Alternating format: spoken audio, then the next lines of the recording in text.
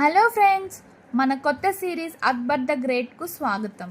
భారత చరిత్రలో అత్యంత శక్తివంతమైన తెలివైన రాజుల్లో ఒకరైన అక్బర్ ది గ్రేట్ కథని వినడానికి సిద్ధమా? మరి స్టార్ట్ చేద్దామా? అది 1542వ సంవత్సరం. సింధ్లోని చిన్న ఊరు ఉమర్కోట్లో ఒక బాబు జన్మించాడు. అతనే తర్వాత చరిత్రలో అక్బర్ ది గ్రేట్గా ప్రసిద్ధి చెందనున్న యువరాజు. కానీ అతని జననం రాజభవనాల్లో సౌకర్యాల్లో జరగలేదు. ఎందుకంటే అతని తండ్రి హుమాయూన్ అప్పటికే మొఘల్ సింహాసనం కోల్పోయి పరారీలో ఉన్నాడు. చిన్న వయసులోనే అక్బర్ తన తల్లితో కలిసి కష్టాల జీవితం గడపాల్సి వచ్చింది. కొన్ని సంవత్సరాల తర్వాత అదృష్టం మళ్ళీ హుమాయూన్ వైపు తిరిగింది. ఆయన ఢిల్లీని తిరిగి స్వాధీనం చేసుకున్నాడు. కానీ కొద్ది కాలంలోనే అనుకోకుండా మరణించాడు. అప్పుడు అక్బర్ వయసు 13 సంవత్సరాలు మాత్రమే.